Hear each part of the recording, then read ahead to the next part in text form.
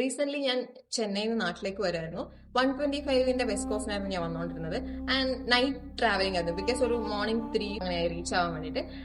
Actually എനിക്ക് അപ്പോൾ ഉണ്ടായ ഒരു ബാഡ് ആയിട്ടുള്ള എക്സ്പീരിയൻസ് ആണ് ഞാൻ അവിടെ ഷെയർ ചെയ്യാൻ പോകുന്നത്. സ്ലീപ്പറിലെ അപ്പർ ബർത്ത് ആയിരുന്നു ബുക്ക് ചെയ്തിട്ടുണ്ടായിരുന്നത്. ആൻഡ് ഇങ്ങനെ ഉറങ്ങി വരികയായിരുന്നു. പെട്ടെന്ന് ഞാൻ ഞെട്ടി. അതായത് 12:30 അങ്ങനെ ആയപ്പോൾ ഞാൻ ഞെട്ടിയപ്പോൾ എന്റെ ഓപ്പോസിറ്റ്, അതായത് സൈഡ് ബർത്തിലെ അപ്പറിലെ ഒരാൾ എന്നെ ഇങ്ങനെ തുറച്ചു നോക്കാണ്.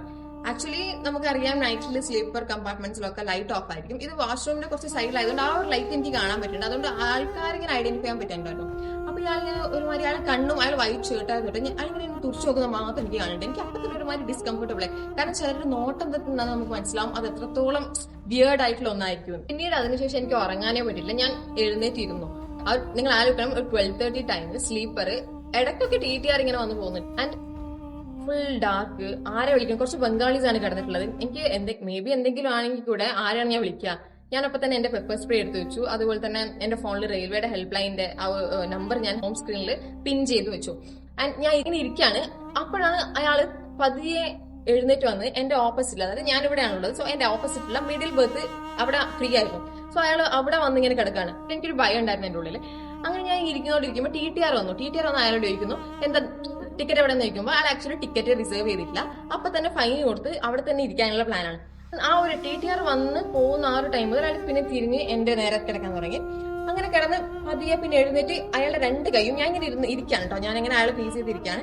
അയാൾ 2 കൈയും എന്റെ സീറ്റിന്റെ, അതായത് എന്റെ കാലിനെ ടച്ച് ചെയ്തില്ല എന്നുള്ള രീതിയിൽ ഇങ്ങനെ പിടിക്കാണ്. പെട്ടെന്നൊരു നിമിഷം ഞാൻ സ്റ്റെക്കായി, ഫ്രീസ് ആയിപ്പോയി. ഞാൻ അപ്പൊ തന്നെ എന്റെ വാട്ടർ ബോട്ടിൽ എടുത്ത് അയാളുടെ കയ്യിൽ ഒന്ന് അടിച്ചു. അതിനുശേഷം അയാൾ കൈ ഇങ്ങനെ വിളിച്ചു. ശേഷം ഒരു 5 മിനിറ്റ്സ് ആയപ്പോഴേക്കും അയാൾ താഴെയുള്ള അയാളുടെ ഫ്രണ്ട്സിനൊക്കെ വിളിച്ചു നേരെ സ്ട്രീറ്റ് അങ്ങോട്ടേക്ക് നടന്നു പോകണം. അതിനുശേഷം ഞാൻ അവരെ കണ്ടിട്ടില്ല. ആക്ച്വലി ഇതെന്റെ ഒരു ഫസ്റ്റ് എക്സ്പീരിയൻസ് അല്ല. ഞാൻ 3 വർഷമായിട്ട് ചെന്നൈയിൽ നിന്ന് നാട്ടിലേക്കും ട്രാവൽ ചെയ്യുന്ന ഒരാളാണ്. ആൻഡ് നിറയെ എക്സ്പീരിയൻസ് എനിക്ക് ട്രെയിനിൽ നിന്ന് ഉണ്ടായിട്ടുണ്ട്.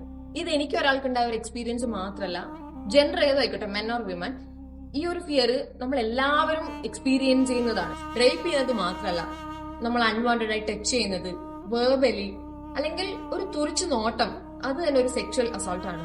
ഏതോ ഒരാളുടെ ഒരു മൊമെന്ററി പ്ലഷറിന് വേണ്ടി അത് അനുഭവിക്കുന്ന ആ ഒരു വിക്ടിമിന്റെ ലൈഫ് ലോങ് ട്രോമയായി മാറും. മേ ബി നിങ്ങളും ഇത്തരം ഒരു സിറ്റുവേഷൻ എക്സ്പീരിയൻസ് ചെയ്യേണ്ടി വന്നിട്ടുണ്ടെങ്കിൽ please speak out. May be നിങ്ങളുടെ ഭാഗത്ത് ഒരു മിസ്റ്റേക്ക് ഉണ്ടായിട്ടും നിങ്ങൾ വിശ്വസിച്ച് എന്റെ കൂടെ പോയി, whatever or whoever, please speak out. നിങ്ങൾ ബ്രോക്കൺഡ് അല്ല, ഡാമേജ്ഡ് അല്ല, ജസ്റ്റ് ഇഞ്ചേർഡ് ആണ്. And you want to heal that injury. നിങ്ങൾ വിശ്വസിക്കുന്ന ആരോടെങ്കിലും നിങ്ങൾ ഇത് ഷെയർ ചെയ്യാം. ബിക്കോസ് നിങ്ങൾ സൈലന്റായി ഇരിക്കുന്ന ഓരോ മൊമെന്റിലും അത് നിങ്ങൾ അറിയാതെ തന്നെ കൊന്നുകൊണ്ടിരിക്കുകയാണ്. Speak out, cry out, 1 voice, 1 sentence. ആരോടെങ്കിലും. നിങ്ങൾ ഒരിക്കലും ഒറ്റയ്ക്കല്ല.